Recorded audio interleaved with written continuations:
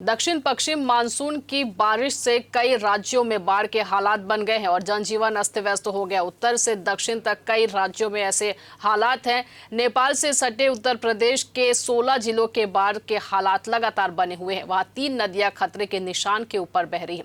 राप्ती नदी, बूढ़ी राप्ती और क्यून नदी के उफान पर होने के कारण गोरखपुर, सिद्धार्थनगर और गोंडा में हालात सबसे ज्यादा खराब है।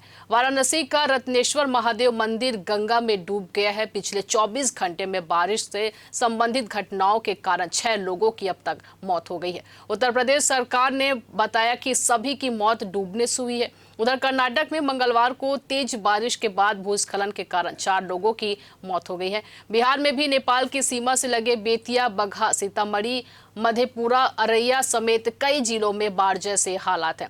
24 से ज्यादा निचले इलाकों के गांव में बाढ़ का पानी घुस चुका है। इस बीच बुधवार को मौसम विभाग ने मध्य प्रदेश सहित 9 राज्यों में बहुत बारिश की संभावना का अलर्ट जारी किया था। मौसम विभाग ने बुधवार को मध्य प्रदेश, राजस्थान, गोवा, महाराष्ट्र, गुजरात, कर्नाटक, केरल, तमिलनाडु और उत्तराखंड यानी 9 राज्यों में भारी बारिश की चेतावनी दी थी। वहीं 10 राज्य तेलंगाना, आंध्र प्रदेश, छत्तीसगढ़, उड़ीसा, मणिपुर, नागालैंड, मिजोरम, त्रिपुरा, पंजाब और हरियाणा में भी भारी बारिश की चेतावनी जारी है।